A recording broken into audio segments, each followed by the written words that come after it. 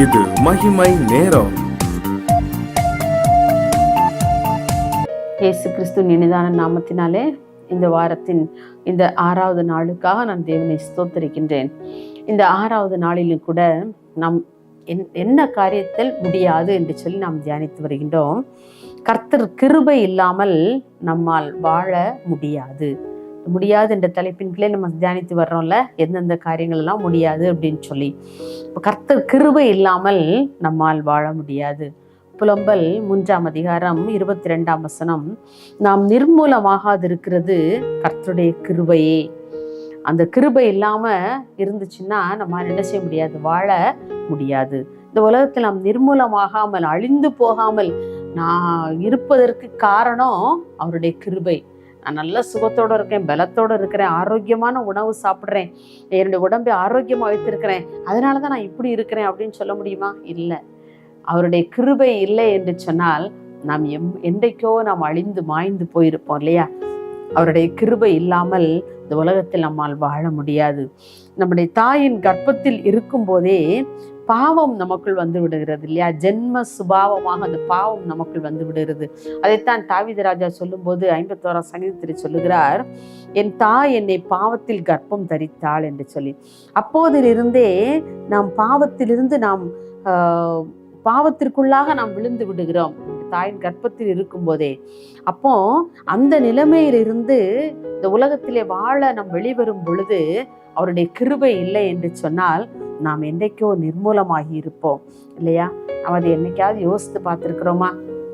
யோசித்து பார்ப்போம். ஆண்டவரே, உங்களுடைய கிருபை இல்லைன்னு சொன்னா நான் இந்த உலகத்துல வாழவே முடியாதப்பா. அவருடைய சமூகத்திலே முழுவதுமாக நம்மை சரண்டர் பண்ணினேன் அப்பா, நான் முழுசும் உங்களுக்கு தான்ப்பா. உங்களுடைய கிருபை இல்லைன்னா நான் அந்த உலகத்துல இருந்திருக்கவே முடியாது. என்னுடைய பாவமான வாழ்க்கையிலிருந்து, நாற்றமான வாழ்க்கையிலிருந்து என்னை தூக்கி எடுத்த என் தேவன் இன்றைக்கு உங்களுடைய வாழ்க்கையிலும் அவருடைய கிருபையினாலே உங்களை மீட்டு ரட்சிக்க அவர் வல்லவராக இருக்கின்றார். இதுவரைக்கும் நம்மை தாங்கி பலப்படுத்தி வாழ வைப்பது அவருடைய கிருபை ஒன்று மாத்திரமே. என்னுடைய பலம், என்னுடைய சுய பலன்தான், என்னுடைய அழகுதான், அல்லது என்னுடைய நான் உண்கின்ற நல்ல சத்துள்ள ஆகாரங்கள் தான் என்று சொல்லி அல்ல. எல்லாவற்றுக்கும் மேலாக அவருடைய கிருபை ஒன்றே. அவருடைய கிருபை இல்லாமல் இந்த உலகத்தில் நம்ம என்ன செய்ய முடியாது, வாழவே முடியாது. அநேக நேரங்களிலே நாம் சில வேளைகளிலே நாம் என்ன செய்யறோம், அந்த கிருபையை இழந்து போகும்போது நம்முடைய வாழ்க்கையில் நாம் இக்கட்டில் அகப்பட்டு கொள்கின்றோம், ஆபத்தில் மாட்டிக்கொள்கிறோம். ஏன்? அவருடைய கிருபை நாம் இழந்து போகக்கூடிய சூழ்நிலைகள் ஏற்படும் பொழுது நம்முடைய கிருபை இழந்து போனதுனாலே அநேக சந்தர்ப்பங்களிலே நாம் நம்முடைய இக்கட்டில் அநேக துன்பங்களிலே நாம் மாட்டிக்கொள்ளுகின்றோம். பாருங்க, அப்போஸ்தலர் 17ஆம் அதிகாரம் 28ஆம் வசனத்திலே பவுல் எழுதுகின்றார், அவருக்குள் நாம் பிழைக்கிறோம், அசைகிறோம், இருக்கிறோம். பாருங்க, நாம் இயேசு கிறிஸ்துவுக்கு உள்ளாகத்தான் நாம் பிழைத்திருக்கிறோம். அவருக்குள்ளாகத்தான் நான் அசைந்து காணப்படுகின்றோம். அவருக்குள்ளாகத்தான் நான் இருக்கிறோம். அவர் இல்லைன்னா இந்த ஒரு செயலும் கூட என்னுடைய வாழ்க்கையில என்ன செய்ய முடியாது, நடைபெறவே முடியாது. இது பவுலினுடைய வாழ்க்கையிலே அனுபவமாக இருந்தது. இன்னைக்கு நம்முடைய வாழ்க்கையில எப்படி இருக்கிறோம்? நான் அவருக்குள் பிழைக்கிறோமா, அவருக்குள் அசைகிறோமா, அவருக்குள் இருக்கிறோமா? பாருங்க, நம்ம உலகத்துல பேசும்போது மனுஷங்க நிறைய பேசுறாங்க. என்ன பேசுறாங்க? நான் யார் தெரியுமா, நான் எந்த பரம்பரை தெரியுமா, என்னுடைய தகப்பனார், என்னுடைய தாத்தா, என்னுடைய மூதாதையர்கள்லாம் யாரெல்லாம் தெரியுமா, பெரிய பெரிய பதவியில அரசு உத்தியோகங்கள் எல்லாம் இருந்தவங்க அப்படின்னு சொல்லி மாறுதட்டி பேசுறவங்க இன்றைக்கு அநேக பேர் உண்டு.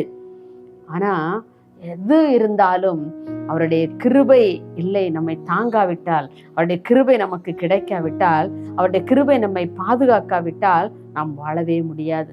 இந்த உலகத்தில் அவருடைய கிருபை ஒன்று நம்மை சூழ்ந்து கொள்ளாவிட்டால் நாம் இந்த உலகத்திலே வாழவே முடியாது. அன்பானவர்களே, வாழ்க்கை அப்படிங்கிற ஒரு சக்கரத்துல பொதுவா நம்ம வாட்டு வண்டியில பாக்குறோம்ல, அச்சாணி அப்படிங்கிற ஒரு அச்சாணி அந்த சக்கரத்துல இருந்தா தான் அந்த சக்கரம் என்ன செய்யும், சுழன்று வர முடியும் இல்லையா?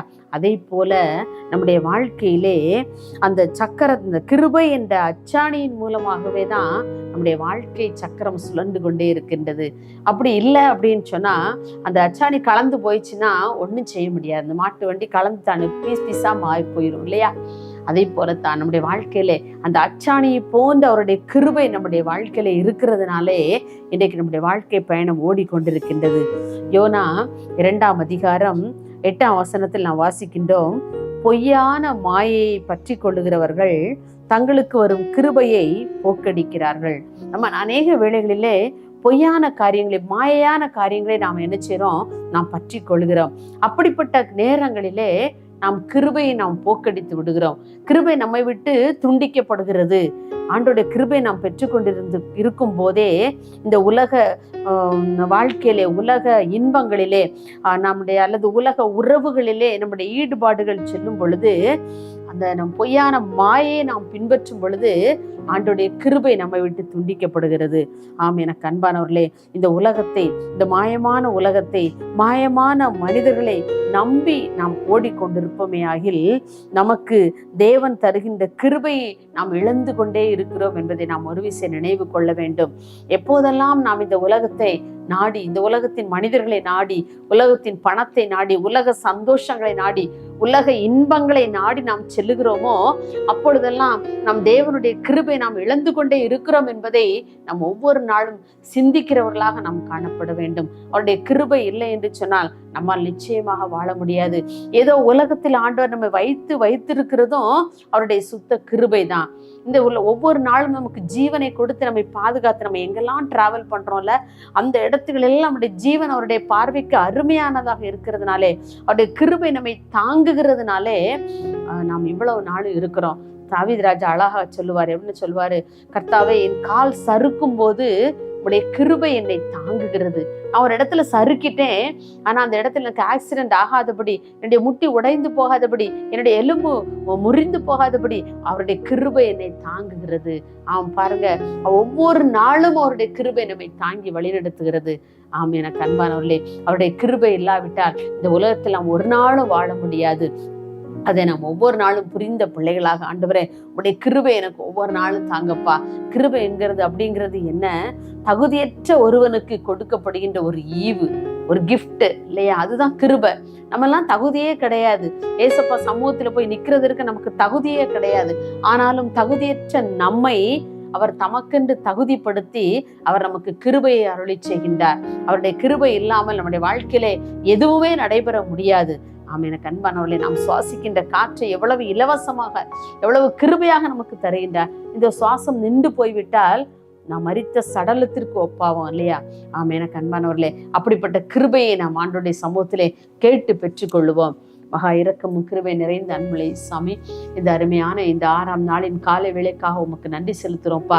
ஆண்டவரே, உங்களுடைய கிருபை இல்லைன்னு சொன்னா எங்களால் இந்த உலகத்திலே வாழவே முடியாது என்று சொல்லி நாங்கள் பார்த்தோம், நாங்கள் தியானித்தோம். ஆண்டவரே, ஆமாப்பா, உங்களுடைய கிருபை எங்களுடைய வாழ்க்கையின் ஒவ்வொரு பகுதியிலேயும் அப்பா எங்களுக்கு விளங்க வேண்டும் என்று சொல்லி நாங்கள் ஜெபிக்கிறோம். உடைய கிருபை இல்லை என்று சொன்னால் நாங்கள் நிற்கவோ, ஆண்டவரை நாங்கள் நடக்கவோ, எந்த விஷயத்தையும் எந்த வேலையும் எங்களால் செய்ய முடியாதப்பா. பவுல் சொல்லுகிறான், நாங்கள் அவருக்குள் ஆண்டவரே இருக்கிறோம், அசைகிறோம், பிழைக்கிறோம் என்று சொல்லி.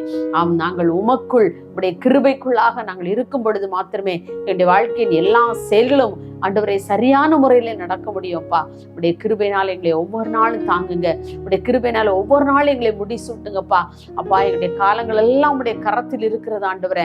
கர்த்தர் கிருபையினாலும் இரக்கங்களினாலும் எங்களை ஒவ்வொரு நாளும் முடிசூட்டி அப்பா, உடைய பிள்ளைகள் வேண்டிக் கொள்ளுகிற, விரும்புகிற ஒவ்வொரு காரியங்களிலும் உடைய கிருபை தங்கி இருக்கும்படியா ஜெபிக்கிறோம். உடைய பிரசன்னம் ஒவ்வொரு நிமிஷம் உடைய பிள்ளைகளை தாங்க உதவி செய்யுங்க. எல்லா துதிகன மகிமையும் ஒருவருக்கே செலுத்துகிறோம். இயேசுவின் நாமத்தில் பிதாவே, ஆமென்.